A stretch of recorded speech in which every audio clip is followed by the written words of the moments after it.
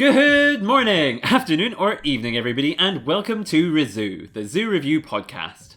I'm your host, Jack Baker, and today I am joined once again, and for the first time in a while, after our American adventure, by my incredible co-host and fellow passionate zoo lover, the one and only Jodi McFarlane. Welcome back, and say hello, Jodi. Thank you. Hello, everyone.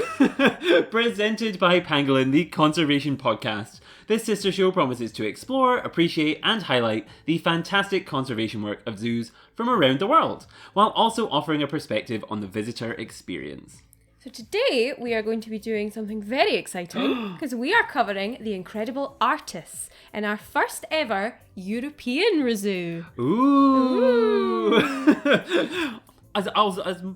As much as it is the first ever European ReZOO, though, we will be doing all of our standard stuff. We will walk you through our day, we will talk about some of our favourite memories of the zoo, the animals we loved, and then of course we will wrap up, as always, with our 2 stars and a wish. So, without further ado, let's get started.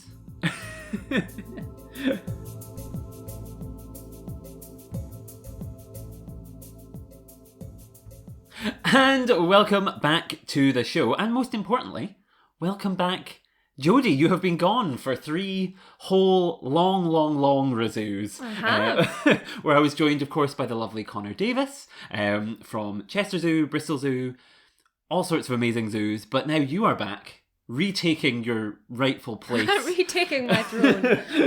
And yes, how have you been? Let the listeners know. Where have you been? What have you been doing? How's life? I have been at work, what feels like always. But yes, it's nice to be busy, but of course nice to be back too. Yes, because we have been adventuring. We have been off to Amsterdam is where we were staying, and while we were there took a trip down to Rotterdam. We are about to go off to Prague, which I can't stop calling Prague because I think it's funny, but no one else laughs when I say it.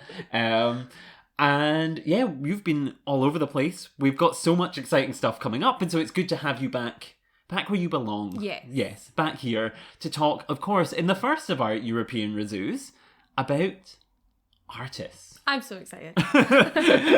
You should be. You should. Like, I feel like I had been once before when I'd been to the Netherlands, like during uni, so like 4 or 5 years ago, so a long time. Yeah. And when I went before, it was like with non-zoo people. Like they were like, they were my friends. We were doing standard touristy stuff, but not any like zoo specific stuff. So it felt like when I went the last time, it was a very rushed visit. Like it really just scratched the surface of like the zoo when we were there, but it was fantastic, and I remember loving the experience then, and I thought it would be interesting to go back now, being more in the world of zoos, having more zoo experience, to like rediscover it and see if I still loved it. And so like I was really excited to go. Were you like the same? Yes, I had not been to ARTIS since 2016.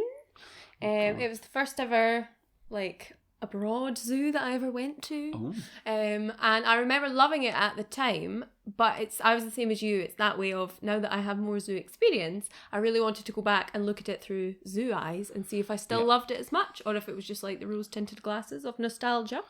So I was intrigued. Yes, because like, for those of you who don't know, ARTIS is based in Amsterdam. It's the Royal Zoo of Amsterdam. It is not huge because it is a city zoo. It has those standard limitations, except of course in Amsterdam, not only do you have buildings and other like constructions that would typically get in the way of a city zoo, you also have, of course, canals. Yes. So it is very much set in the land that it is set in. There is not a lot of room to go outwards, and so when you think about these things, it does provide an interesting set of challenges for a zoo when it's got big species to look after.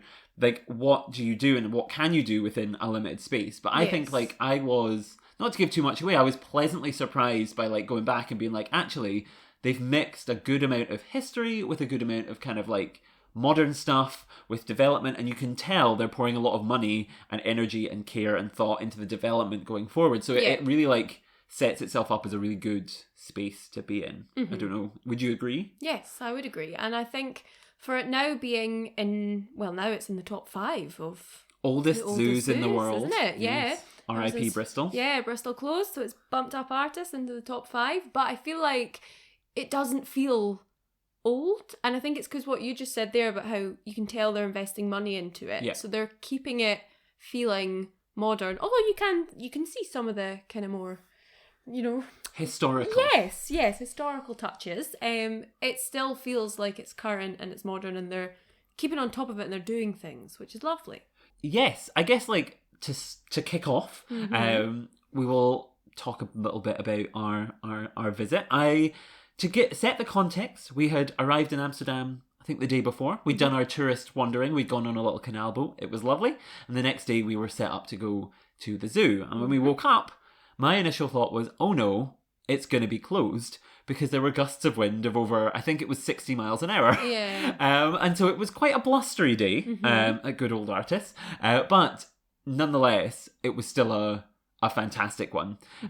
Of course, it is set within kind of a park. There are lots of trees, which made me slightly nervous. But you walk up, and I was like, I'm going in anyway. Despite the fact it's very windy and I could get crushed by an ancient oak, it's fine. And so, yeah, you walk up to the gate. The people there were so friendly, so lovely. We were like, oh, we've been before. Like, haven't been in years. We're so excited. And they were like, oh, we've got so much new stuff. We can't wait. And like, it was just like such a friendly, nice greeting from the people at the door. And then you're in and you're kind of there. And it was like, because it is, I don't know whether it's a small zoo or because it's like my sense of direction is quite good. I walked in and felt like I know exactly where I am and I know exactly where I need to go. Yeah, I could remember from last time. I just felt like I've got this. Yeah. And so, yes, immediately we made a turn left. We walked past, when you go in, there's kind of in front of you this kind of like oryx and meerkat space, which we didn't actually see those animals till towards the end, so when we loop back to them, but then when you go straight to your left, there are 3 really distinct, excellent old houses that contain reptiles, a kind of rainforesty Brazilian animal themed zone, and then you have the birds as well. Yes. And so we went there first, and these were actually some of my favourite houses I think I've ever been in terms of like diversity of zoos, of like species, of everything. I don't know, should we start? Because I think we went into the reptile house first, I think, and then worked our way back down them. And so, yes, you walk into the reptile house, they have all sorts of species. They have kind of frilled lizards, so they have the snakes, they have big kind of crocodiles, they have all sorts of these amazing, amazing animals. And like, what were your kind of impressions of this space? I like this space, and I think it is just your sort of, it's what you'd expect from a reptile house. But you don't have to reinvent the wheel. If it works, it works. So it was nice. They had some unusual reptiles that I had not seen before. And what was the snake that was in the first room? And it was like a beautiful colour. And I was mesmerised. I'd never seen that snake before. I can't remember the name of it, but I can remember, I know exactly the one you're talking about, because it was like red, black, and kind of blue colour. Yeah, it's the blue that I'm remembering. Yeah, it was amazing. It was just one of the most beautiful snakes I think I've ever seen in my life. And then, yes, they had like, in that first section it was really good. They had like a Gila monster, they had all sorts of things, they had, and the thing that stood out to me was not necessarily that, I mean that snake did stand out because it was beautiful and incredible, but the thing that really stood out to me was when you went into that next kind of space, the frilled lizard was doing the frilled lizard thing because there was food in there, and I think it was bothered by something that it was trying to eat, and it did like the proper like out of like the thing that was kind of adapted into a dinosaur for Jurassic Park, which like is like the classic like thing that, and then in Jurassic Park it sprays people.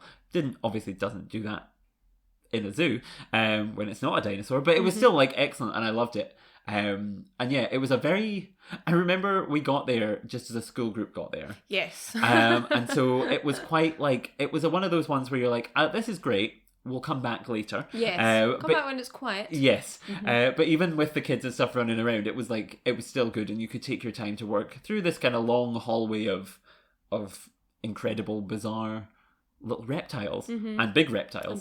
And that's what I was going to say as well. I think it's, you've got a good selection of species when you walk into a room with this big massive crocodiles, and that's not the only thing that's stealing the attention. We're remembering the smaller ones and being like, oh, they were cool. Yes. So that's when you've got a good selection. Yes, I think so. There was a lot of stuff like that where you're like, I love this. Like, I love that. I think it's really like really, really strong collection of reptiles. And equally strong, I think, is then when you go into that kind of rainforesty Brazilian themed house. Yeah. because they have things that I had never seen before. Primarily, the house contains Brazilian tree porcupine, which is kind of the one that I was amazed by and was instantly endeared to and loved and thought was just fantastic. So there was the Brazilian tree porcupine, there was sloths, there was duraculi, or owl monkeys, I think some people call them because of their eyes. So that might be what you know them as. And I don't know. I think that was it. Was there? I feel like there was more. I feel like there was more, but they're the things that we saw. They're the things we saw, and I think, of course, the star of that show. While we love a sloth, and while we love like duraculis because they are bizarre, the Brazilian tree porcupine was possibly one of the most fascinating and bizarre looking things I've ever seen in my life. If you could describe it, how would you try and describe that? That noise. Yeah. No, I love this space though because it was, I mean, you know, like a rainforesty walkthrough, you know what to expect, but I really just feel like this was like green and leafy from floor to ceiling. Yeah. And then big vines going all the way through, like it didn't feel like separate rooms because these big vines just like went all the way down the whole length of building. Yeah. So that everything could just roam about freely as it wanted. You felt like, I think sometimes you walk into a space and like, for example, I'm trying to think of a good one, right? Like, so the Tropical House at London Zoo.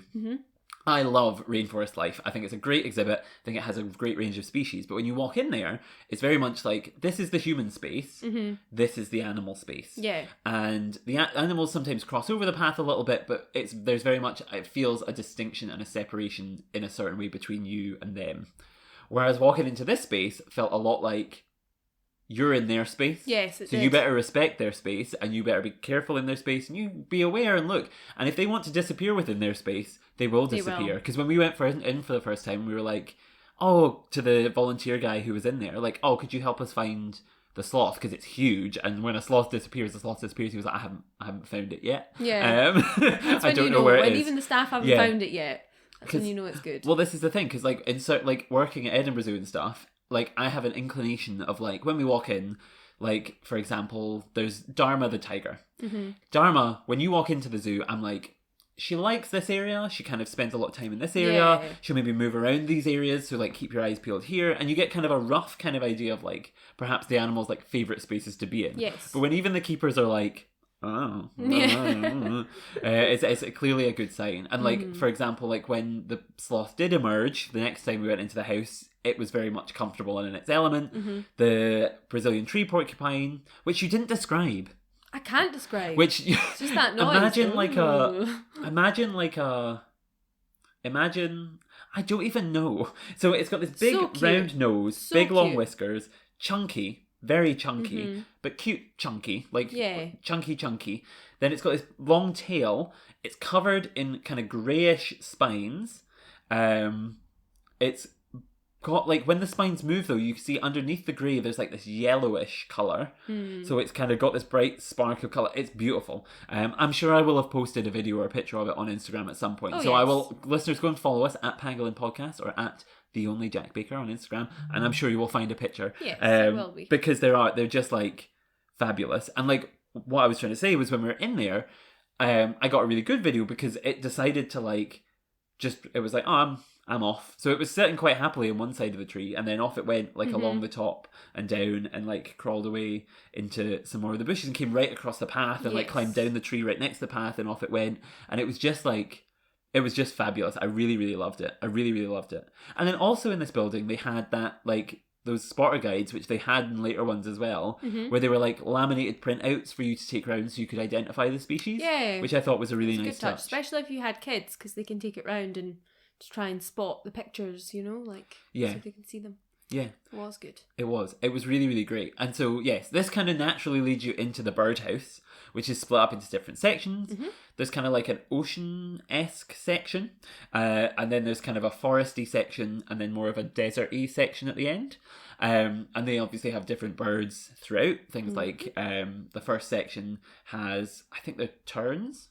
The ones that have like the big long mustaches. I think they're terns. Then you move into this forest section where they have things like big hornbills. And then you move into this last section where they have things like hammercop. I think there was meant to be a lilac-breasted roller in there, which we couldn't see. I think that was the only species we didn't see in there. Yeah. Really interesting, beautiful, beautiful birds in like a really old building, which gave them lots of opportunities to sit in weird like nesting spots had to really and kind of like spot them because they were in strange places. Yeah, but they were. It was incredible space, and you could tell again. You felt like not like there was a distinction between you and them. More so, I think perhaps there was than in the rainforest house, because the path is a little bit more separate, and you're not quite like interacting or walking through in the same way. Mm-hmm. But you still have that sense of connection with the animal, and you feel like they could fly into you if they wanted to. Oh, they could. And like it was a really nice big space. Mm-hmm. Any thoughts? I do have thoughts, but I think it's going to be my wish later on, so I'm going to keep it to myself for now. Okay, if we remember in an hour and a half time when we finish talking about the zoo. No, okay, that makes sense. That makes sense. Because that's fair. What an intriguing mystery. I can't. I'm shocked. But yes, so those are kind of those initial first houses. They are kind of perhaps one of the most historical. I wouldn't say one of the most historical, but actually the whole zoo is built in this kind of history. So one of the more historical elements in a way, but also not really. But still felt modernised and nice. And I really liked them. And I thought they were a good way to kick off the day on a windy, blustery, cold day. Yeah, because it was a bit grey and cold when we got there. So by the time we'd come out, it was kind of brightening up a bit. Yeah, so it was lovely. And I was a big fan. Mm-hmm. And then when you walk out of that house, or the houses, the first thing that we kind of spotted, our first outdoor attraction of the day, were the spider monkeys. Yes. Who live on an island above kind of like pelicans and some kind of like birds that swim around about them. But the spider monkeys, they were stealing the show because they are fascinating, but they are also quite terrifying. Like, the tail, like the fact that they have control over what is essentially a fifth limb. Yeah, and I mean, amazing, but yes, just about when you're watching it, you're a bit like, why is it? Why can it move it like that? Just ever so slightly unsettling, but good for them. Yeah, I think so. Like, I was a big fan of the spider monkeys, and I'm glad we went when we did, and we got exceptionally lucky. And again, a reason to go around zoos more than once. When we saw them the first time we went round, but then actually they stayed fairly to themselves for the rest of the day. So I was pretty glad that we saw them when we did. Yeah. Because you saw the pelicans later, but the monkeys were inside. Yeah, and so they were kind of hanging, swinging, doing whatever they need to do. And it was generally, I was very, very happy, very, very happy. Then again, we move on to kind of like lemurs. Which you were very excited by. Oh, yes. Which I would have thought for someone who works in a place with lemurs every day, you would be less thrilled by lemurs now. Yeah, like it's getting that way with a lot of animals where when you work with them, you're kind of like, I mean, still amazing, but like I see them every day. Lemurs seem to be the one thing where it's just not having that effect. Like every time I see a lemur, I'm like, lemurs! And I'm still so excited by them. Yeah, it was like, because it was the red ruffed lemurs you come to next. And they're my favourite. Yeah, I know. But it's weird because like your job requires you feed them on occasion as part of experiences with guests. And yet you dragged, as soon as you saw there was keepers in there putting food out for red ruffed lemurs. So not even something you haven't seen before. No. Like, you were dragging us in like, we need to go. We need to go and see it now. I wanted to see every one of those lemurs. I wanted to see them munching. I love them. Just love them. Why? What is it? I don't know. It's just they're one of those things that just make me simply happy. Aww. And as we've discussed before, it's not many things that do that. So seeing these little lemurs, they just make me happy. So I just want to go and stand and watch them because I love them. That is fair. Slightly bizarre reasoning, but fair. Yeah, just like bring me joy. Yeah, that is that is fair. And like it's a good space for them. There was lots outdoors. They were kind of running over the top of you. They were moving around. They were grabbing food. They were kind of. You kind of have to go over like a little, not quite a bridge. It's not as big as that, but like there's a little ring of water. I have no idea how they don't escape. Yeah. Because it's not like it's the bridge that you walk across is like a cattle grate almost. Like you know how like if you're in the countryside and they want to stop cattle getting out of field, but there's a road that goes across, they put these bars so they can't step on it, otherwise they just disappear down this, like their leg would get stuck. So I guess in theory that's what that is for like lemurs, but I would have thought a lemur could just walk across a metal grate, given they can swing from tree to tree and jump from things and cross things and do all like, do you know what I mean? There was always either a staff member or a volunteer on the wee island. To be like... Maybe they have to just shout if one of them's trying to get off. Yeah, if one of them's off again. No. Yeah. No, but I don't know. they all seemed pretty happy just on their wee island, and it was quite leafy and... Yeah. Yeah, but like I was confused by that. But I mean they can't possibly escape because otherwise they would have no red that's Ross it. lemurs. They wouldn't have that setup, so it obviously works. And I guess worst comes to worst, they live on an island, which is the zoo. So realistically, even if they get out of there, they're not getting out anyway. Just on a bigger island. Yeah. And then I guess like next to that, you come to like the area which I feel is most in need of development. Okay. But is being developed, so we can't say I can't be like, oh, this is terrible, because they are making efforts to like change it, which is the lion space. Yes. Which lions are in what could be the most reminiscent of like a Victorian era, older style kind of zoo era space, where there were 3 lions, 2 females and a male, within an island that was pretty small. Like I feel like even the staff member there would be like, yeah, this is a pretty small space. Yeah. But when you walk further up, they are making huge efforts to develop what looks like a huge, like absolutely massive new area for them.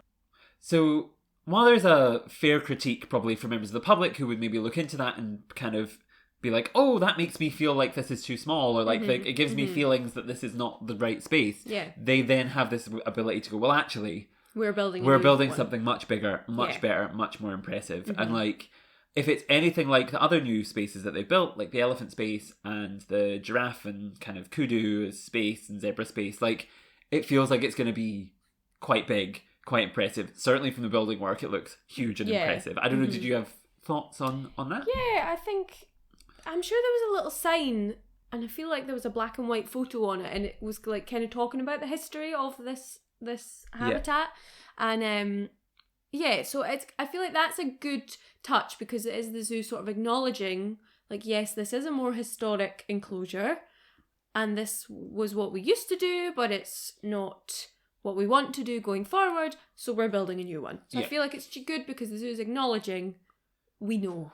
Yeah. You know, we know, don't worry, we know, and we're doing something about it. Yeah, and I think that's the thing, is like, it is one of few spots throughout where I was like, okay, there's this would be my next priority perhaps to modernise, and I think it's nice that they are recognising that. And I think like actually in the past, the history of the kind of lion space was actually they were just going to get rid of lions, and they were taking plans to get rid of them, and then I think things like COVID and all sorts of stuff hit and made that more complicated. Yes. And as part of all of that, instead of going, well, we'll just get rid of them, when they realised, oh, this is going to be maybe not the best option, they went, we're going to develop and we're going to do something new and exciting. Yeah. Which I think is actually a really nice storyline for the lions then to kind of go on, still have this legacy, and then they can show within the zoo, this is what the zoo used to be. Yep. And we acknowledge perhaps that wasn't what we wanted it to be.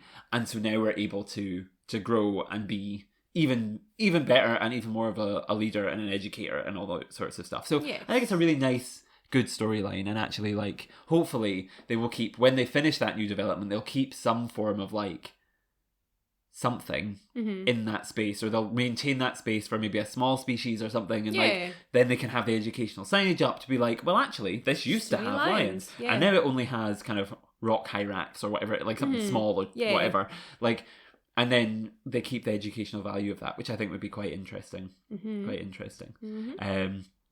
yeah, I guess that leads nicely on to the next kind of set of things that you come to, which are, I think, other new developments. You have the Asian elephants, and then you have the kind of African space. And the reason I group these together, while they are distinct animals, is that you kind of walk around the elephant space, and then it's kind of hard to describe.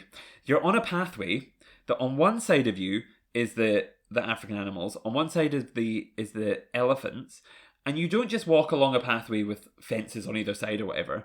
You walk along a pathway where it ducks down, so you're like below water level, and they have like ponds on either side of you that's probably chest height on an adult, chest height, and then there's water, and then there's no fences. It's just like you then elephant or you then African animal space. Yes. Like, it's really... Look up a photo. It's very hard to describe. But you get such a good, beautiful view of, like, elephants and animals that it's just, like...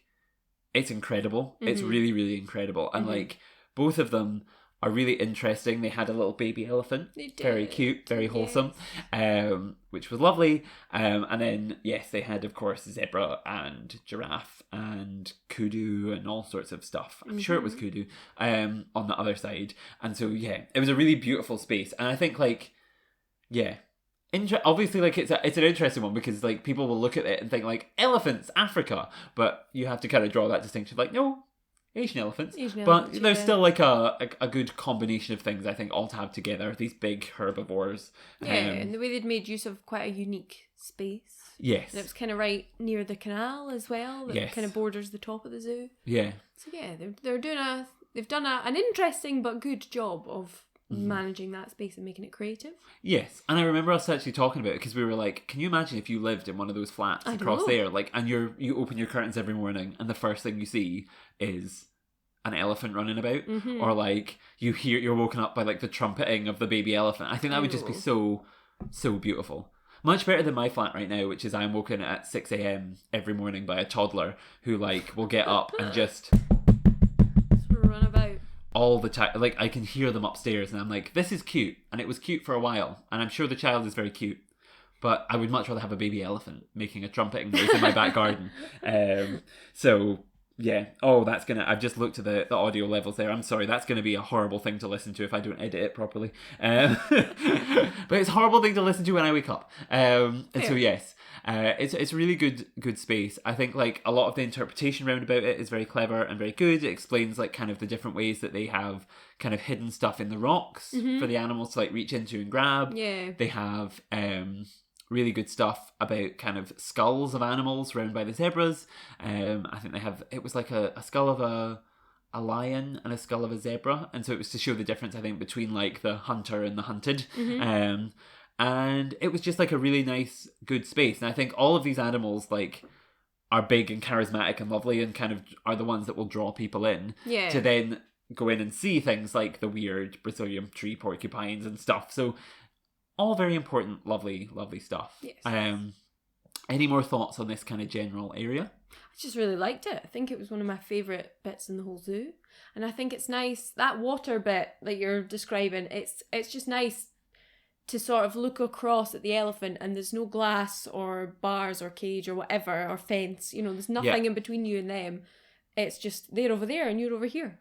And there's just air and water between you. And it's not even like at Chester or at like Whipsnade Zoo where you're like above them.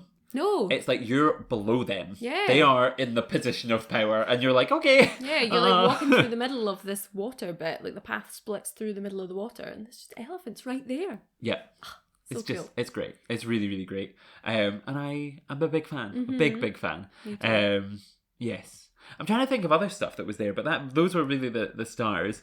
And then you come around there. Oh, there was the Ankoli cattle, which were huge as always, with the massive, big kind of horns, which were very impressive. But generally, this area was really, really good. And this area overlooks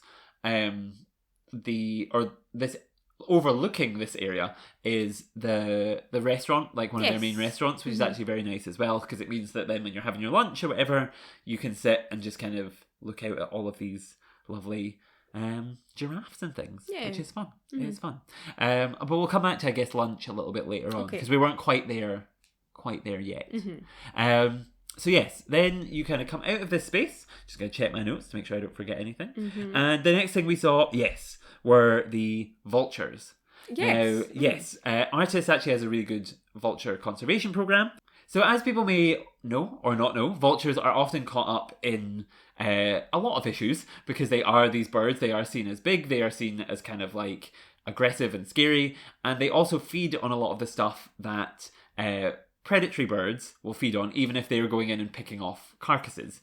And so when traps or poisons or things are put out to kind of catch predators, vultures often get caught up in that and get poisoned and pass away and all sorts of bad stuff happen to them. And so there are a huge number of problems with vultures out in the wild. And so as part of that, ARTIS is part of projects to help stop that kind of persecution and try and raise awareness, but also kind of do kind of tracking, breed and release programs, all of the griffon vulture, which I believe is the species they have there. And so, yeah, it's kind of one of their big conservation projects. And it makes sense because the vultures are given this huge side of a building to look at, like live in, and they are kind of made the stars of kind of a big, like, wow, that's huge. Yeah. And I love them. I think they are fairly aggressive looking. They are fairly scary looking, but they are like, I never really understand why people don't like vultures. Vultures are not the nasty, horrible things that people make them out to be. No. They just go along and they pick off carcasses. That's it. They're just doing their job, and they're doing a really useful job for the environment that they live in as well. But that's it. But as we've discussed in previous episodes, we like to devilify, certain animals. So I feel like, yes, devilify the vulture.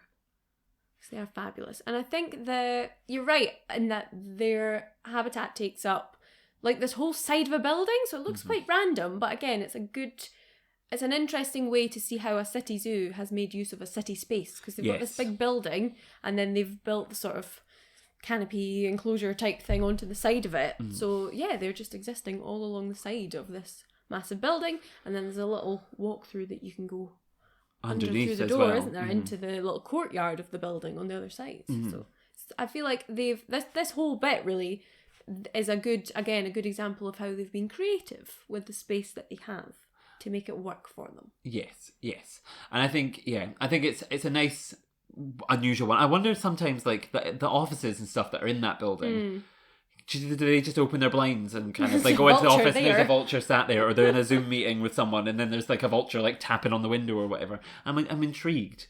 So what's in that building and who works in there? Who sits in there and looks out at the vultures? Because you've got vultures on one side and wallabies. Wallabies is probably less of a noisy or problematic neighbour. Slightly less of a jump scare when you open the curtains and they're there. Yes, because you then go under this kind of archway and you're immediately in the wallaby space.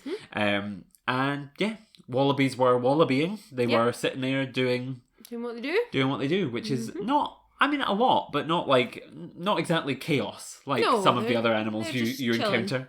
Yeah, they're just kind of sitting, hopping about, doing their thing. Lovely, classic. I don't have much more to say. No, that's right. Wallabies be wallabying.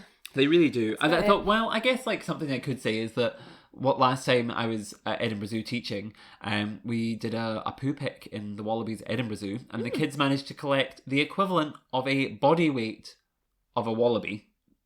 Just in poo? Just in poo. Oh, wow. Not of human body weight. That would have been a lot of poo. But yeah, about 5-ish kilograms of feces was collected. There you go. I fell in the poo, which was unfortunate. I was telling the kids to be careful and look where they were walking, and tripped over a rock and fell flat on my back into a pile of poo. But, the kids then swooped right in to pick it up. So well, there you go, my disaster. It was actually the first time I think I've actually seen proper concern in their faces for me, because I fell backwards, and just that shock of like seeing someone. That's how you know you're of a certain age, where people look at you and it's not funny. They all look at you like, oh my gosh, he's had a fall. Is he going to get up again? He's had a fall, and I was fine. Yes. But yes, the wallabies always fun, and that then we're really going through these, but it's really like I'm excited. You then go right into the gorilla space, which also houses tortoises, and so there's the gorillas and the tortoises, and yes, I always love a gorilla because I think there's no gorillas in Scotland, so they're not something we see often. No. The only time we ever really see them is at London. And they're big, they're intimidating, but they are just like us. And they are so similar to us that you see them and you can see yourselves in them. You can see the kind of like ways that they act that are very similar to the ways we would act. The space for them was very nice. The indoor and outdoor space was very large and interesting. And yeah, they had one of them lying right up at the glass who, just as I went to take a photo, decided to flash his bumhole at me, which was lovely. So just an entertaining, engaging, interesting time all around. I don't know. You actually found so there's aside from the gorillas, there's the tortoises in this space, and there's also black pacu. Yes, because down I had below. wandered off while you were taking photos. And then you also found there was like art projects in there, There which I thought was quite yes. interesting. So we had seen at some point like artists sitting painting or whatever in one of the houses when we were there, and then later on when we were in this building.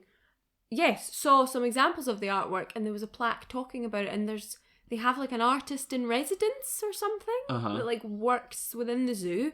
And so this, I think it was supposed to be a before and after type thing, like people who come to do this art course in the zoo, this is what their artwork looked like when they came, and this is what it was by the end. And some of them there wasn't much difference, but some of them You're so rude. Some of them there really was. Some people were just there for the fun, clearly. Yeah. But there were some of them, like when we walked past the like people who were doing the course, I was like, that's actually incredible. Yeah. That's really incredible artwork. And I just think You're such a harsh critic. It's really a nice thing to have in a zoo, because if you're coming and wanting to do some sort of beginner's art course or whatever, like doing it with animals and stuff, what a fantastic subject, you know? And like so at the Botanic Gardens in Edinburgh, there are art courses that run, and they do like botanical artwork, and sorry, I'm so tired. Am I boring you, Jodie? No, Am I boring you? She yawned, listeners. She yawned. I was up very late last night. Well, some of us had plans. I sat and watched Wild Isles last night. It was very thrilling. That's a better evening. I would rather have been doing that than being out. But yes. So at the Botanic Gardens that I work at, they have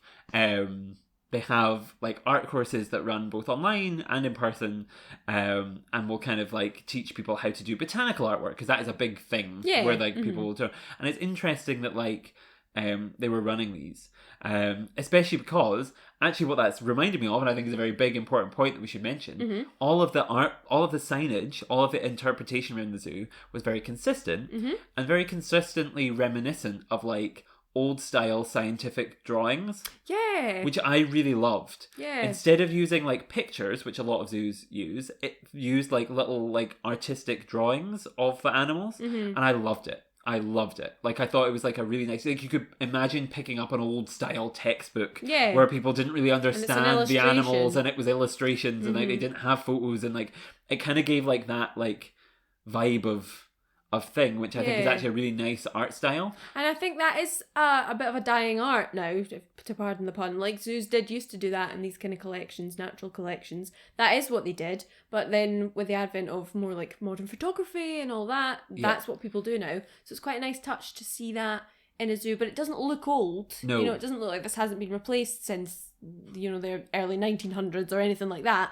It just is like, this is modern, but we've done it harking back to that old era. It's lovely. Yeah, and what I thought was really good is, and I think very self-aware, is that obviously like the zoo is in the middle of a very international city. It's a very popular tourist city.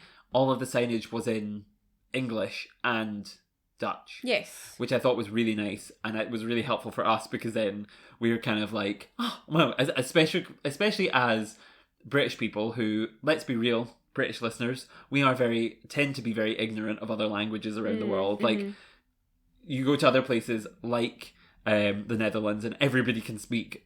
It feels like everybody can speak at least like 2 or 3 languages. And then you have like us going there, and it was very helpful to have that signage in like English. And I think what's interesting is like in the UK, you would never consider, like if you walked into Chester Zoo or London Zoo or Edinburgh Zoo or the Highland Wildlife Park or Whipsnade Zoo or any of these zoos, Bristol Zoo, wherever, and they had a sign in French, you'd be like, what? Why is that like? So it's really nice that they've like, and you might be able to get like, you maybe can get the map in another language, or sometimes there's like an audio guide in a few different languages, or you know, an app these days or something.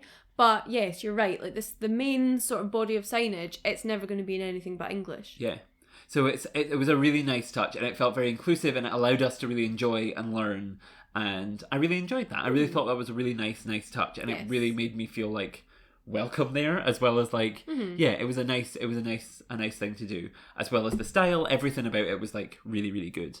And so yes. So yes, back on track with the actual experience of the day. Now that we've covered signage and all of the other fun stuff, you then kind of move on, and the next thing that we came to was the insectarium, which is a great word, and I loved. And special shout out to Felix from Chester. He'll be very proud that we're finally talking about insects on the podcast, because he always messages me whenever I put photos on Instagram saying mammal bias or bird bias. And so here's a little shout out to you, Felix, if you're listening. But yes, so there was the insectarium, which was incredible. I really liked it. It's small. It is small, but it contains like a good mix of species.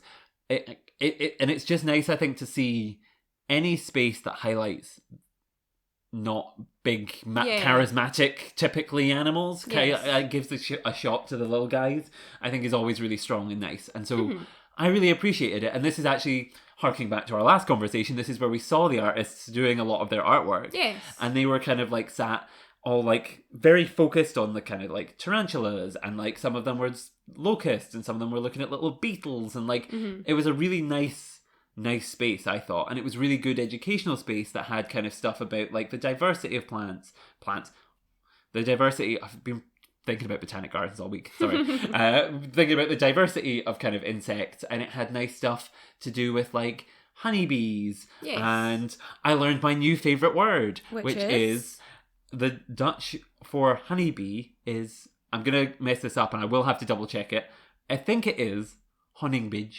Oh, honingbidge. I don't know if that's correct, but I just thought it was a very cute way of saying it. And yeah, really like a nice space. Yes. What did you think? Yeah, I agree. And I liked that the artists, of all the areas of the zoo that they could have sat and painted, they picked this. And I appreciated that. Yeah, because I do think that like, I think this is a thing in that, and there's a bias that like mammals are cute and fluffy and da-da-da-da-da-da. But actually things that's not the only way things can be beautiful. Being cute and fluffy is not the absolute and from judge a of beauty. Painter's perspective, the colours and like the reflections and even like all the different legs and stuff, like there is nothing more sort of fascinating to the eye than a weird little beetle or like a millipede or something. So actually these were excellent things to be painting, because it's like they border this world of like almost like too perfectly pristine and perfectly shaped and formed. They look almost like robotic in a way, insects in some ways. And so using them as an inspiration for artwork where you have this kind of contrast between the like natural but also very set design of an insect, and the shell that's very precise, and the kind of like legs that are very straight, and this and that and angular, and like I can see why they would pick it, because it was like beautiful and fabulous. And like this kind of highlighted all sorts of stuff like spiders and beetles, and then later on in the zoo there's a second thing that we'll get to that kind of re-highlights the butterflies. And so it really they really do take the care, I think, throughout to highlight a good diversity of species. And actually something that's not really that we've mentioned is that like there was, like, when you think about it now, we've talked about mammals, we've talked about birds, we've talked about reptiles, amphibians, you've got like insects, there was at one point an aquarium within the zoo, and they really highlight within a small space the diversity, and the insectarium, they're kind of hitting all the big ones, aren't they? Forms like a core part of that experience. And I really like that, because there is a lot of zoos that you go to where it's like mammals and birds, and this was a nice like they were hitting diversification of that, and I thought that was nice. And so yes, any thoughts on that? Any more thoughts, feelings, emotions about insects? I think I'm all good. Well then, what did you think of the next house, which was the tropical bat house, and with also featuring birds? I liked this. It was roasting. I remember that. It was steamy. Yes, it was hot. Very steamy. I couldn't see it. For anyone who doesn't know, I wear glasses, so I was blinded instantly as we walked in. Whenever we walk into a house, you tend to be like, oh no, my glasses are going to steam up. But there wasn't even like that process of it building up. You just walked in and turned to me and were like, Jodie, I can't see. And it was like, I couldn't even see your eyes anymore through your glasses. It was like thick. Instant. Yeah. No, this was a great house, and there was like a waterfall in it, and it was, again, they're really not doing this like half-heartedly with their green leafy walk-through spaces. No. It is like boom, forest, like so much. And yes, the little bat, there was another volunteer or staff member, unsure. Victoria was in there Pigeon. just pointing out the bats. Yes, you saw your faves. The bats were on the move. The bat was on the move. Yeah.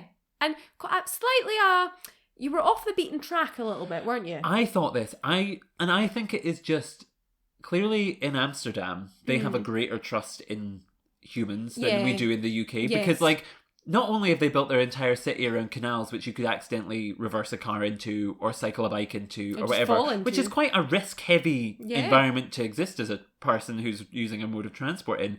When you get into the zoos, it feels like health and safety to the level that there is in the UK isn't quite as much there either.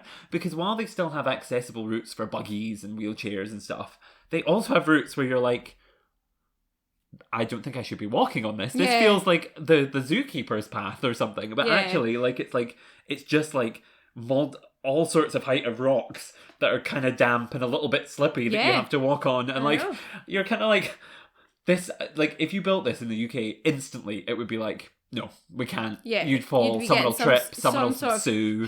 Like health and safety complaint instantly. And like, but maybe that then says more about us than it does about the zoo. Yeah, so I think you can trust us to not slip and fall. Honestly, I would fall. Bash our head on a rock. Fall. Like it was just like I was just like amazed by it because I was like, I just can't imagine like us having stuff like that in the UK, and like it's a shame because I actually think like in terms of immersion and visitor experience, I was like, why do we not have this? Why can we not trust people not to trip on a rock? You're going along this narrow path, trying to move out the way to let other people coming the other way get past you, not slip because it's so steamy that everything's damp.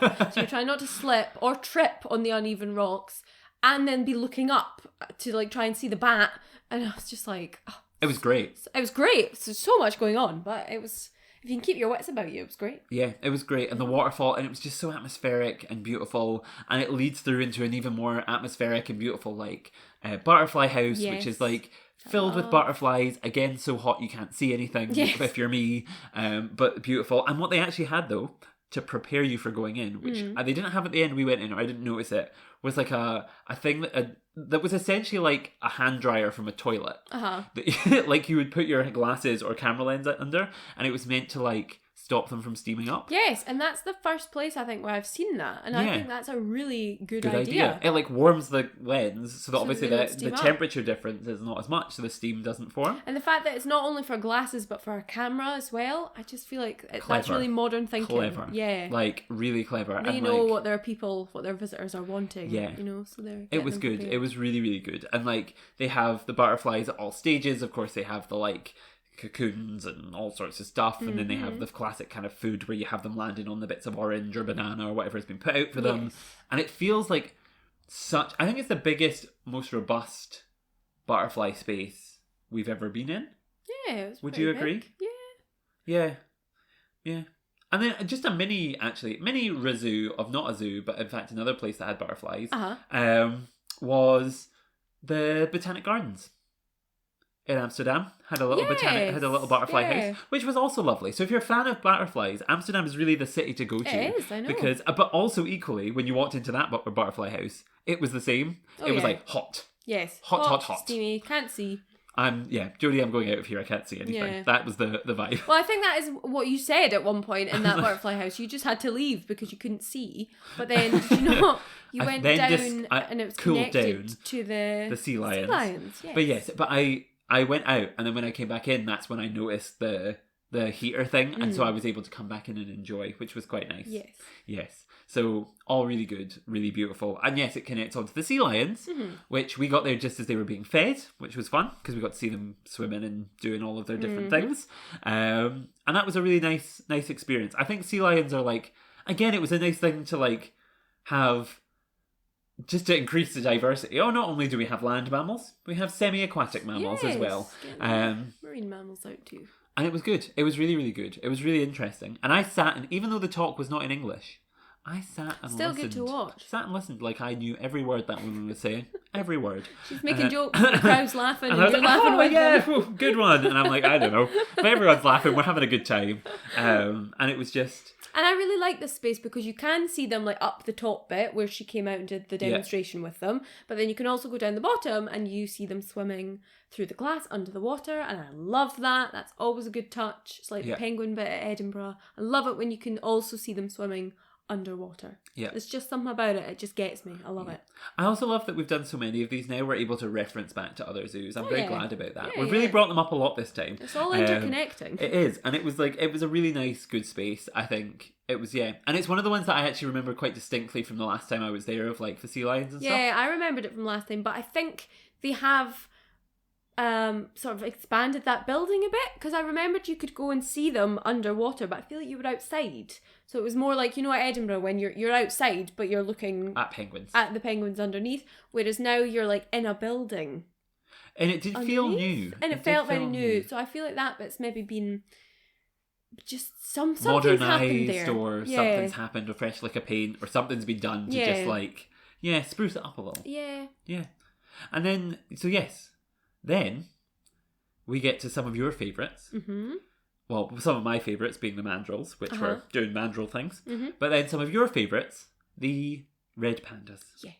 Which, in fact, ARTIS works on a red panda conservation project. Amazing. Which, I have some notes here. ARTIS has been home to red pandas for decades, according to their website. Mm-hmm.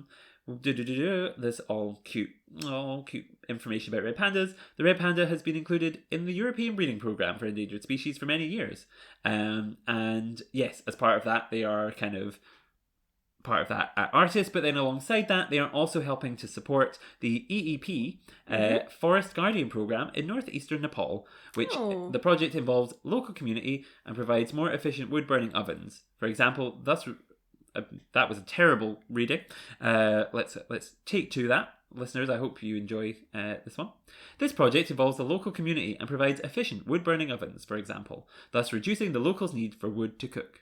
So it reduces kind of like the kind of need for people to rely on the red panda habitat, and therefore it helps to protect them. Yes. And we've had people from the Red Panda network on the show, and there's incredible work going on out there to protect them. Yeah.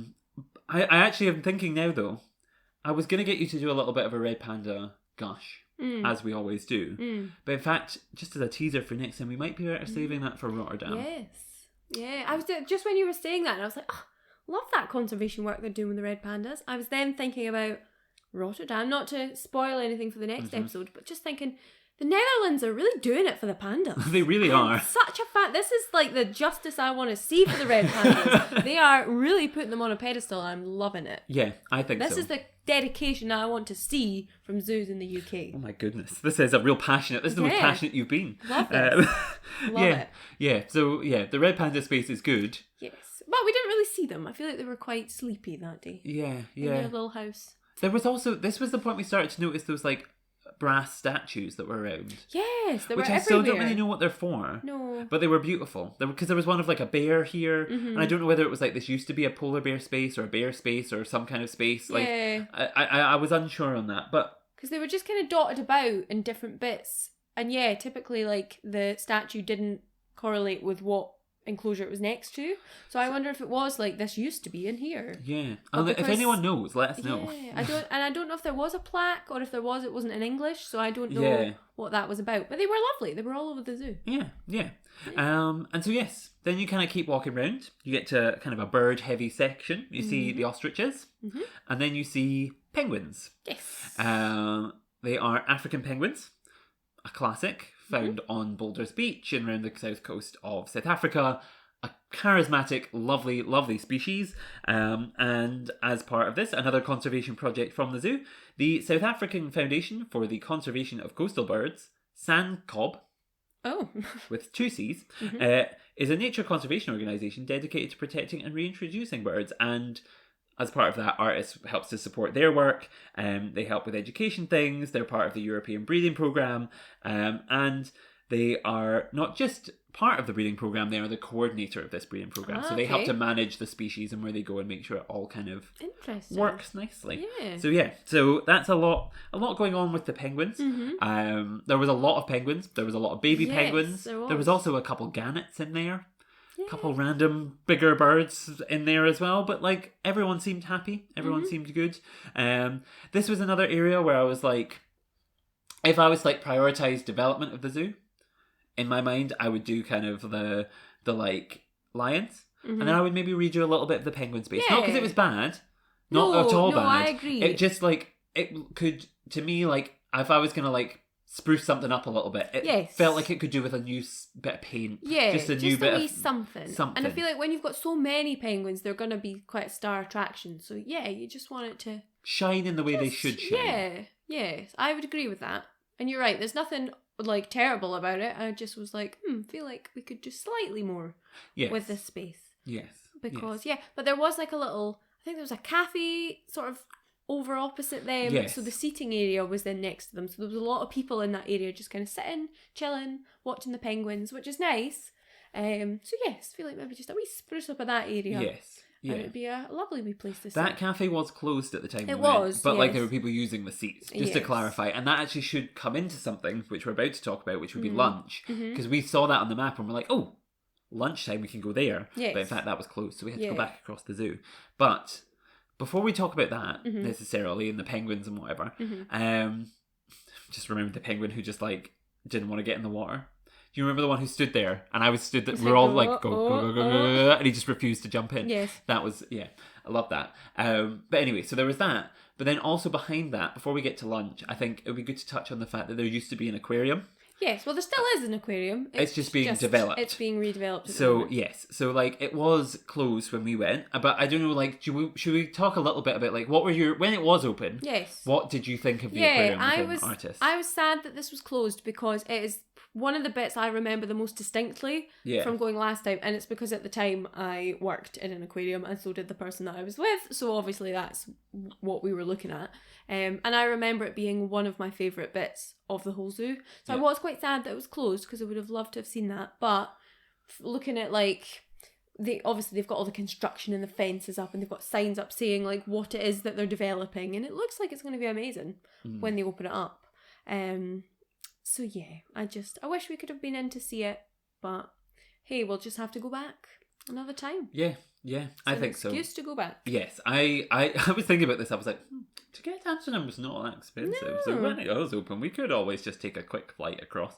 It's like there's going to be a ferry or something. Like, but it's a massive port. There's bound to be some way you can get there.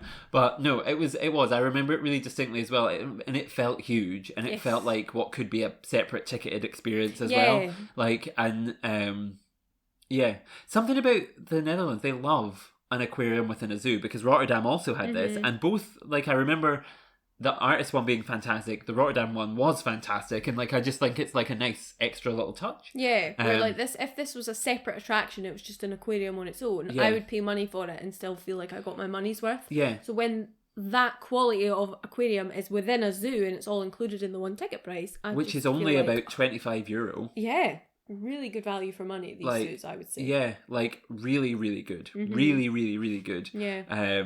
So yeah, I missed it, but I can't wait to go back and see what it was like. We'll just have to go back and see. Yes. So then we got to the point where it was lunchtime. We were going to go to that cafe, but it was closed. So we were like, okay, what are we going to do? So we went back to the giraffe one, kind of thumped back across the zoo.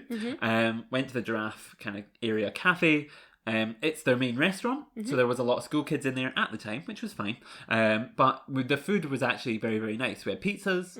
I got coffee. I got some sweeties, all sorts of stuff. It was it gave a good vibe, and I don't remember it being excruciatingly painfully and once priced. The children had left, it was quite peaceful, and you could sit and look out across at like the animal habitats over here, and it was nice. It was really chill. I feel like it was a nice little chill out in the middle of a busy zoo day. It was a nice little quiet bit up at the top of the zoo to just be away from it all for a bit. Especially on a like rainy kind of day. Yeah, it was nice. Did it not start snowing when we were in there as well? Yes, it did. It snowed for about 3 seconds. Yeah, but still, it was snowing. snowed. Yeah. in really all the weather. And there was a black swan swimming about outside as well. Yeah, what's it? The Australian icon, which is the black swan. Yeah. Which, you'd never seen a black swan before. No, I was mesmerised. Yeah, because they have, the black swan is not a black swan with like a normal coloured beak. A black swan has a red beak, so it looks, it's really the pangolin colours. Maybe that could be our new logo. The pangolin bird. The black swan. Our the brand black colours. swan just sounds like some kind of code name for something. Like, just excellent. I mean, it is that what is it, the film about ballet dancers? Oh, yeah. And then... It just sounds mysterious. It sounds like, you know Pirates of the Caribbean, how they have the Black Pearl? Yes, The Black Swan is actually quite a good pirate ship name. Yes. I actually think that's quite like a graceful pirate ship and name. in Pirates of the Caribbean, was one of them... Bella Swan. It's not Elizabeth Swan. Elizabeth Swan. Bella Swan. Bella Swan's from Twilight. Bella Swan's from Twilight. Is it Bella Swan from Twilight as well? Yeah. Oh my gosh. Yeah. There's so many crossovers. I know. Yeah. I could have said Hold On Tight Spider Monkey earlier on in the episode as well. God. Yeah. But yeah, just something about swans then and the fantasy genre. Like, they're just a mysterious bird. They paint an image. They do. Like this calm, peaceful, serene, but also could break your arms bird. Don't mess with them. Yeah. So anyway, before we get too distracted, we had lunch. It was lovely. Pizza was very nice. Always a fan of pizza. I think mine was like a kebab pizza or something, so it was very unusual, but it was nice. You had the classic margarita. Of course. Was it good? It was, yeah. I remember. That's one of the bits I remember distinctly from the day. Yeah. And so then we went back to where we kind of left off, because we thought we're doing quite a good route. Yeah. So we'll just like, boom, back for lunch and then go and do this. And so the next thing you came to after lunch were the chimpanzees, which... chimpanzees be chimpanzeeing. Yeah. There were not much going on. They were chilling. They were vibing. They were kind of sat there just kind of having a day of it. I do think this was an interesting space for them. I do think maybe it's one that could be looked at for development, because it wasn't like the flashy chimpanzee things. But then when you're used to Badongo Trail at Edinburgh Zoo, it's your like local zoo, which is kind of I feel the like world leading because chimp place. this zoo has got the chimpanzees and the gorillas. Yes. Like, the gorillas are kind of taking the bigger space. And they kind of they're the stars. Yeah. I actually felt like you could have missed this is the thing, is like chimpanzees are quite a big star attraction, but because they're kind of like, you do have to walk underneath where they are, but they're not really given the like fanfare that chimpanzees usually are. Yeah. So I thought that was Maybe an it's 'cause interesting they've got choice. another of the great apes, and they just I don't know. Yeah. The rivalry going on there. Yeah. Who knows? Have I quizzed you on what are the 5 great apes before, Jodie? I don't know if you have, but I know them. Oh, they are? So, gorillas, chimpanzees, orangutans, bonobos, however you want to say it, and us. Yes. Yeah. That's the one that always people seem to forget, but it's like it's a trick question. I always like to ask kids that when they're like looking at chimpanzees or something, be like, can anyone name them? They usually get chimpanzees, gorillas, orangutans. Yeah. Bonobos is less well known. It's like a confusing one. Yeah. And then they're like, what's the last one? And you're like, us. And they're like, ah. I'm like, yeah. But yes. So yeah, I quite like them. I really love the wolves, which we found next. Yeah. Which were kind of curved around, and they were kind of majestic, mysterious, beautiful looking wolves. Who were just kind of chill. And I feel like they're the type of thing that like, it feels like you're just walking through a garden and then all of a sudden there's these wolves, and I thought that was quite beautiful on as the well. other side of a fence. Oh yes, obviously. You couldn't just go in and be like, I'm going to give it a cuddle. That would be bad. Now, I remember it last time. I remember the wolves distinctly, and there was loads of them. They were all up and they were howling and sort of not barking, but like making the noises that they make. And then it was quite eerie. Whereas this time they were just chilling, just enjoying the sun. Having a nice time, relaxing. It's quite the different experience when they weren't all up howling, I have to say. Yeah, that is fair. That is fair. It was the same actually with something that lives quite right next door to them, which was the painted dogs, the hunting dogs. Yeah. Which were just kind of like sat there as well, like, can't be arsed with it today. Yeah. Cannot be bothered. Yeah. Cannot be bothered with it today. And so it was kind of like it was a nice thing to see, but they were very chilled out and kind of like whatever. And the same with the hunting dogs. We don't really need to talk more about them. Their space was also good around this area. Any thoughts on the dogs? No, don't think so. They had the right idea. Like, we were stood there under big trees that were all swaying in the breeze, and they were like, not going out there, we're just going to sit under this like rock and be nice and safe and warm. But yeah, so yes, that was fun. I like that. Wolves, we really are. Yeah. Well, by this point, we were sort of in the middle section by this point, and the middle, because of the way it's laid out, you're kind of seeing a lot of things at once. Yes. If you spun in a circle, there's like 4 different. There's lots of options. Yeah. And so so we did all that. Then there was that bird section. Mm-hmm. Went from dogs to birds, and they had things like the toucans and ibises. Yes. And hornbills and all sorts of interesting stuff. Mm-hmm. And this is kind of harks back to the historical nature of the zoo. They are kind of older style buildings. Yeah. But they are beautiful older style buildings. Mm-hmm. And like, I think the spaces were really interestingly used.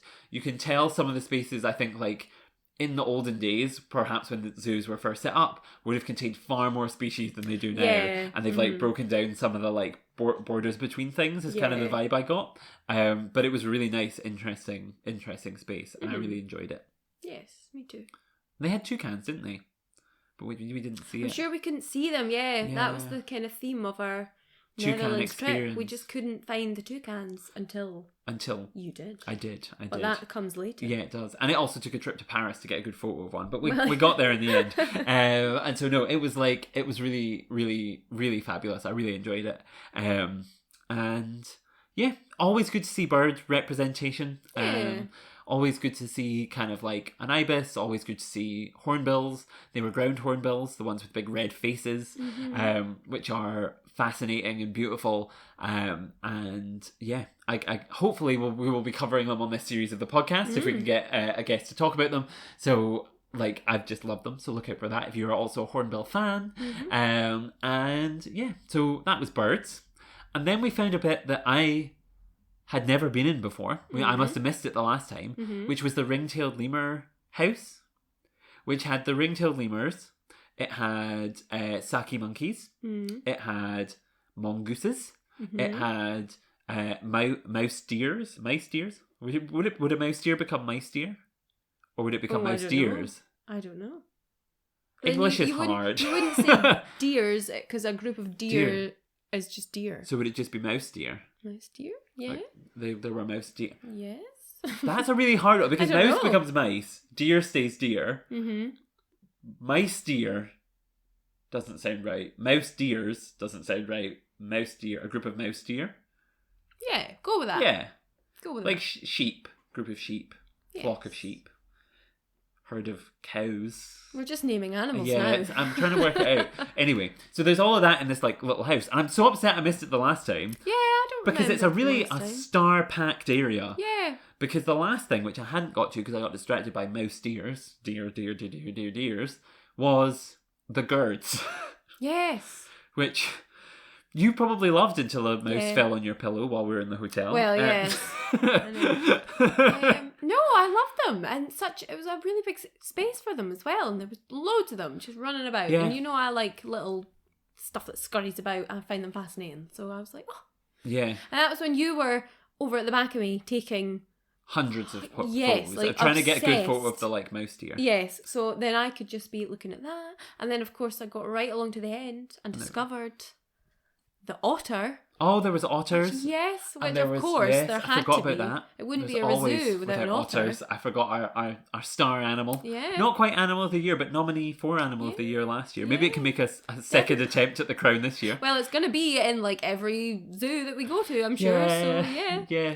But no, it was really good. It was nice, and it was like I don't know. I really enjoyed it. I really, really enjoyed it. And I thought it was fun. I don't know how you would sort of classify this house, because it wasn't like birdhouse, reptile house. It was like all the random little things in this house. Yes. And it wasn't like Madagascar themed with the lemurs, because they were kind of... just kind of like, here's what we've got that we didn't know where to put them, so they can all go in a house together. And I loved it. Yeah, it worked. It somehow resulted in an excellent win. Especially like the mouse deer for me was like a star. Because it's like, imagine... Do you love Dick Dick? I mean, I don't. It was a rhetorical question. You're trying to answer, but it's fine. The question was going to be, do you love Dick Dick? Well, make a Dick Dick smaller.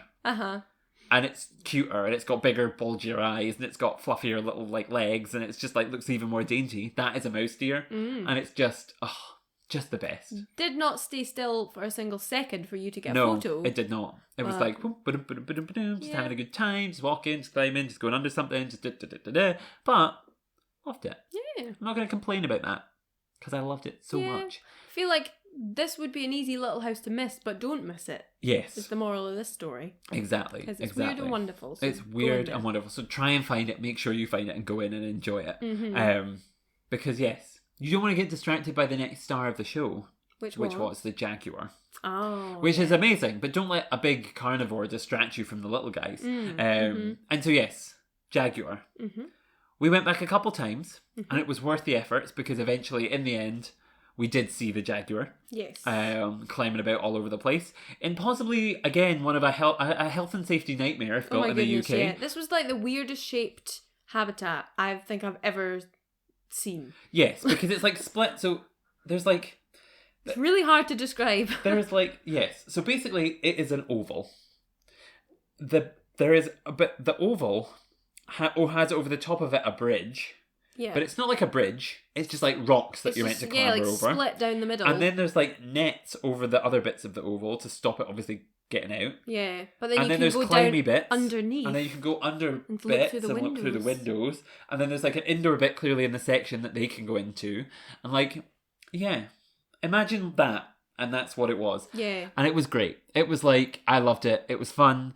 The jaguars were... beautiful. I think jaguars might be one of my favourite big cats just because they're chunky and kind of frightening looking and just really cool. And I loved them.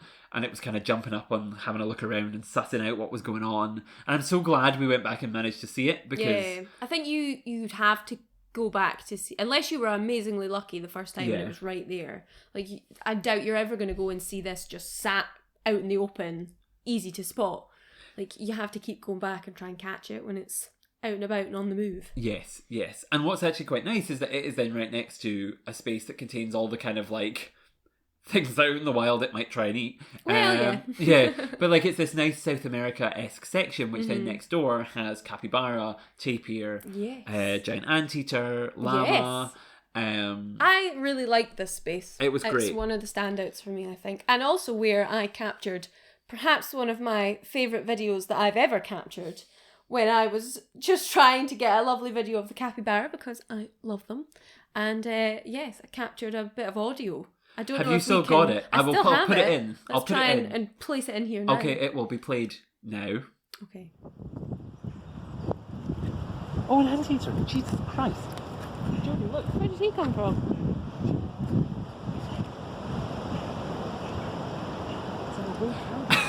Yeah, so that happened. Yeah, but it was good. The thing is, I look back on that video and you can see the anteater from the beginning. Like, he was coming down and then caught me by surprise. He moves out of shot. And then after a 5-second pause, we're both like, oh God, there's an anteater. Where did it come from? But then I look back on it and I'm like, it was right there the whole time. Yeah. We just didn't see it with our own eyes. He's too distracted by the capybara. Yeah, exactly.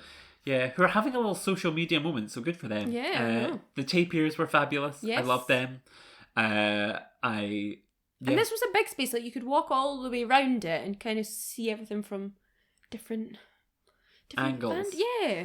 Yeah. It might be like the capybaras over here and then like the tapirs up there. So by being able to walk all the way around, you kind of saw them all. Yeah. And it was really like, it was a nice big space. And I loved it. Tapirs are an absolute star for me. I love them. I was reminded why I love them so much.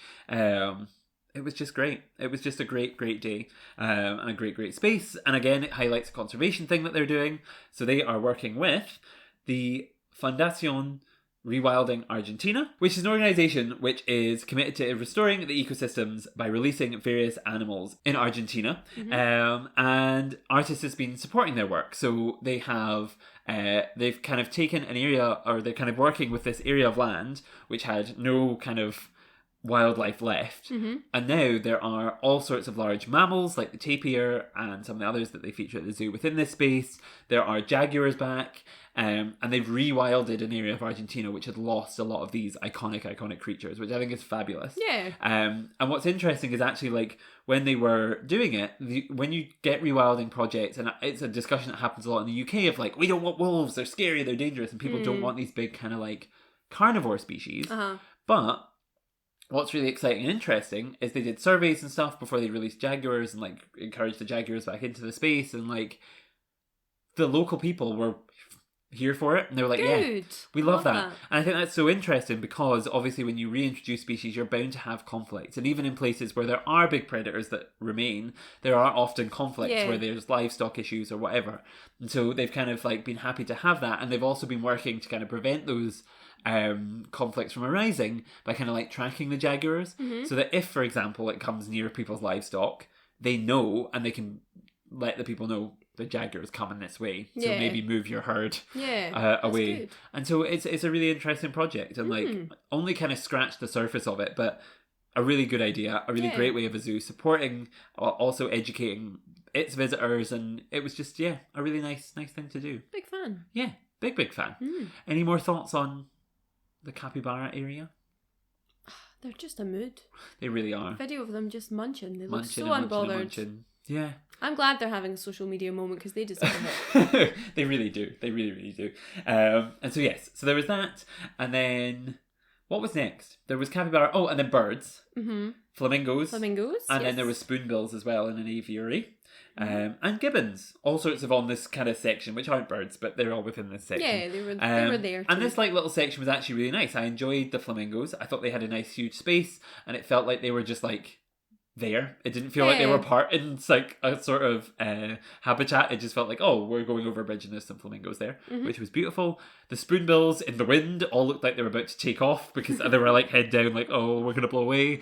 But it was nice. And then the gibbons were just chilling. So yeah, any thoughts on any of these animals?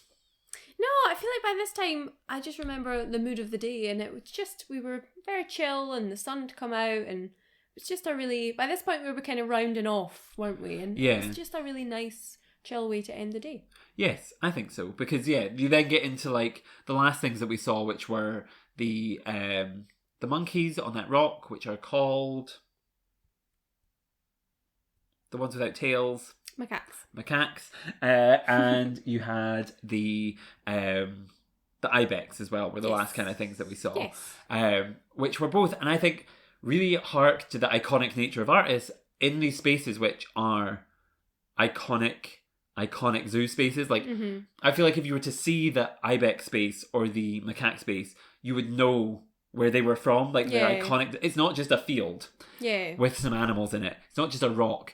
It's like iconic designs. And while like perhaps the history behind them or something, like they're not like, they might need updating at some point in the future, they might whatever, like at this point they are so iconic, beautiful designs, and I love them. I really like them. It just feels right for that animal. So yeah, like and it was a nice way to finish off the day, because it was like a kind of, well, not finish off the day, we then went around everything again, but like one of the nice last things to see, because they are like these iconic spaces of Amsterdam. Yes. I don't know, did you have thoughts on either of them? No. Fair. At that point, I was winding down, like we were getting there. And I was just like, yeah, good for them. Yeah. And like, yeah. I really like the rock space. I really like the kind of like ibex space. I like the fact that it brought us right back to the red rough lemurs, so we had to go in there again. Yeah, it did, because I remember you were standing looking at the ibex, and I was like, okay, but there's lemurs over there. So I think that's why I don't have many thoughts on the ibex, because I got distracted. That is fair. But they are, and again, something a bit different, because I can't really remember. There wasn't many goatee-esque mountain area species. I do, so that was nice. And then yes, well, I suppose the last thing that we haven't really talked about, because we kind of bypassed it at the beginning, was in the oryx and the meerkat space. Yes. Which again, oryx, beautiful animals. Really interesting conservation story about their reintroduction and stuff.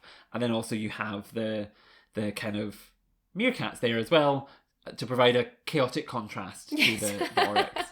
which I really liked. It's like calm and chaos both in together. Yes, which was very, very nice. Yeah. And like what I like about that space is that, again, like the elephants and giraffes and stuff, it's just you and then water and then them. Yeah. And you don't, you feel like, I feel like it could get across if it wanted, but like me they and Kat don't. really took a running leap. I don't picture that for them. They seem too graceful, but you never know. Who knows? Yeah, you never know. One day, one may break free. Yeah, one day. Just picturing like Ariana Grande's song "Break Free." Oh, I went to High School Musical. Well, both either free. Good. Like that playing through an oryx's head as it runs towards the fence or the water and just leaps. And like, wow. And on that note, that's kind of us at the end of our walk round. Mm-hmm. Of course, we have our bonus stuff and our stars and wishes to discuss, but overall, that's kind of the zoo as a whole. On the bonus stuff list for me, I guess would be price and gift shop. Yep. And the fact that there's like it's a microbe thing next door. Is there not some sort of like astronomy show as well? Yes. So there are these little bonuses if that's your cup of tea. Yes. So I guess we can talk about them first. So there's like this microbe thing next door, which I think is run by the zoo, and it's it's meant to be like a microbe zoo.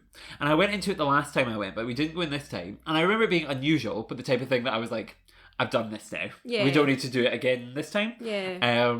But it was unusual and it was very distinct and unique, and I thought it was quite an interesting experience where you get to go in and see all these little microbes and stuff. Just highlighting something that isn't normally highlighted. Yes. And then out of this world, I think there was some kind of observatory type like planetarium thing as well, which again, just more ways of diversifying science and making people understand the world around them in a different way. And I like really that by having it in a zoo, you're connecting it all. So it's not like animals and then like the microbe situation and then like it's bringing lots of aspects of nature together. Yes. To show that it's like when they have like world. Botanic gardens within zoos. Yes. Like when they have that crossover. Yeah. Like bring all these aspects of nature together. It's not just about the animals, it's about the whole world where they live as well, and they all have to come together as one. Yes. How poetic. I know. And then, of course, moving away from the poetry to gift shops. Yes. Excellent gift shop. Mm-hmm. High quality merchandise. The stuff was interesting. The posters were fun. All sorts of interesting, fun stuff. Mm-hmm. Cuddly toys, magnets, postcards, books, all sorts of stuff. It's the type of thing that if I lived in Amsterdam, I would have had probably half the stuff that they have on show. And it was a really good time. Yeah, they just kind of had everything you would be wanting from your gift shop, didn't they? Exactly. Lots of gardening things too, I noticed that. Lots of encouragement of bees and all sorts of stuff, which is a good local hunting bitches. All the nature, bringing it together. Yes, which is good. Big fan. Mm-hmm. Big fan. And then the ticket price, which was, I would say, pretty excellent for 20 odd euros, which would translate to about just less than £20 or and given everything that's included in it, and that normally there's an aquarium included in it as well. Insane. Insanely good value. Such good value for money. And it is truly a full day experience. Like if you're going to Amsterdam and you're like, oh, we'll do it in the morning and then you could, but you'd be dashing round, wouldn't you? Yeah, and you'd have to prioritise species. And and as much as we said coming in, it is it's small because it's a city zoo. It's not really small, because when you're going round, it doesn't feel small. It's got a lot in there. Yeah, for really the space. Pack a lot in. Yeah, and I feel like it's all big hitters. There's no filler in there. There's nothing that I was like. Exactly. Everything's really yes, this is hitting the mark. And I could see it honestly being a contender for Zoo of the Year next year. Big time at the ReZOO. Big time. So look out. Who won last year? Chester. Look out, Chester. We're coming for you with ARTIS. We really are. So, yes. That was slightly threatening. Sorry. And so, yes, on that note, I guess that's everything we had to talk about. Yes. Of course, our 2 stars and a wish and a ReZOO. Our ReZOO, our word of the ReZOO. And so, yes, to start wrapping up. Star, Judy, what was one of your highlights of the zoo? Oh, one of mine's got to be the elephants, because just that whole space for them, because it was just unusual. Like I've never been in a habitat that's sort of set up like that, and it gives you that experience, and just was a really nice time. And when I think about ARTIS, that's now one of the points that pops up first in my mind, so it's really stuck in my mind. I loved it. Love that. I would say for me, I would say the first houses we went to. So again, in that kind of first half, if I had to be really specific, the Brazilian tree porcupine was a star, an absolute star. I loved it. I'd never seen one before and I fell instantly in love. So that was great. But yeah, that would be my first star. That those kind of initial houses where you felt like you were in the space of the animal with them and you felt like you were a guest in their home. That was fun. Lovely. And then second star? Second star, I'm torn. Are you all out of faith? This is how you feel. You're cold and you're ashamed. I might give it to, so you know the bit where you had the bat house, then the butterfly house, then the sea lions. Just because I like... Yeah, so just a third of the zoo. No, but I like that they all flowed into one another. Yes. And that's something that I like in zoos in general. I like it when you can go in and it just flows you from one place to the next. Like rainforest life into nightlife at London. I just really enjoy that. And I think, because although the houses you were talking about are amazing, like you kind of are coming and weaving and going in and out, whereas with this it just was like a cohesive flow and it just felt like one big experience, and I enjoy that. Yeah, if that makes sense, it makes sense in my head. It does. So I enjoy that. We forgot about we missed the cranes and the owls. They've just come into my brain. Oh, the they owl. were like tucked away. Yes. Like and at I one liked point. the owls because it was in like the ruins of a building. That was cool. So that had nothing to do with my next star, but it came into my head, so I thought we should talk about it. Worth a mention. Yeah. And so yes, and then I guess then my second star would be. It's a tricky one. I know. It really is, because everything I liked everything. Yeah, there wasn't anything. I think maybe I have to give it to the mouse deer. Oh, yeah. Because I did love the mouse deer. I felt a connection to the mouse deer. I loved it. But also I guess I kind of want to give it to like the art projects that were going on, because I think that's a really interesting, quite unique thing. Yeah. So, and something that would be fun to see implemented across more zoos, like an artistic course. I would definitely do it. Yeah. So, yeah, that would be maybe my split second star, mouse deer or art courses, because I think that's a really interesting education technique that could be outreached to pretty much anyone of any age and any ability, and I think that was a really fun way of doing education. This is hard. This is, of all the zoos we've done, I feel like there's so many things that were worthy of a star here. It's really hard to know. But how many things were worthy of a wish? Well, I've remembered my wish from the start. Okay. And I only remember it because I remember saying it to you at the time when we were in that birdhouse. You're sort of standing, you can sort of lean on the railing and you're looking at the big, amazing bird bit. But behind you, it's just like a big black wall all the way along. And I remember saying, like, this could be, we could have some signage up here, or just someone could come in and paint a beautiful mural, or get some photos up here. Just something. Do something with that, because it's like one side of the room's amazing and then you turn around and it's a black wall. So just, and it just kind of took you out. It was a bit jarring because it took you out of the immersive experience a little bit. That's fair. So I feel like just, and even, not even that, it's just like, it's wasted potential. Like, you've got a blank wall. It's a blank canvas. Like, you can do anything with that. Yeah. So why wouldn't you? Yeah, it's like Edinburgh recently, like a couple of years ago, got an artist to come in and do murals on just like the side of toilet blocks. It doesn't need anything fancy. No. Just do something with it just spruces it up a little, makes it feel a bit like, oh, there's a bit of splash of colour or something, and like, it's nice. It's not a big wish, it's just a little picky wish, but it's the best I can give you for artists. I guess for me, my wish would be that I could go back right now, because I loved it. Go back and see the aquarium. Yeah. I'm trying to think what else there was. I loved that. I loved a lot. I guess I kind of talked throughout about the bits that I would maybe change, which were lions, which is being changed. Penguins and chimps, but they aren't like urgent things. No. I think I'm really genuinely struggling here. I would say my wish would be that I wish... Actually, this is a silly one. Okay. It's a silly little thing, but I remember thinking it at the time. So where they're building the lion space, they have knocked down the bridge to get to the cafe. Yeah, you got to which the long meant way. that when we were on one side of the zoo, you had to like go this really weird long route to get to the cafe, which is fine. Yeah. But if you had a bunch of kids, I know, or whatever, and like obviously it's too late now to fix that because they've knocked the bridge down, and they will probably have to they'll probably rebuild it obviously when the lions thing. But like I would like say like something that I was a little like, oh, it's gonna be a long walk, was like that. Yeah. And although I noticed as we were going around, their signposts were pointing towards different cafes and, you know, drink stalls or whatever. It was hard because you didn't know what was open and what wasn't. Yeah, because there wasn't a sign or anything, was there? No, so it would have been good on the map, just some indication of like what's open in the winter. Or just like, it wasn't that busy, so even the person at the front desk being like, oh, just so you know, only this restaurant is open. Yeah. Or like, yeah. That, but again, that is being really nitpicky. It wasn't a big problem. It just would have been information that would have been slightly helpful. Yes. But it was not the end of the world. No. Now, if you had to pick a word to summarise your experience at ARTIS, what would you pick? I don't know. A word for ARTIS. I don't know how to sum this up in a word, but I feel like, remember I said at the beginning, I remembered this being amazing.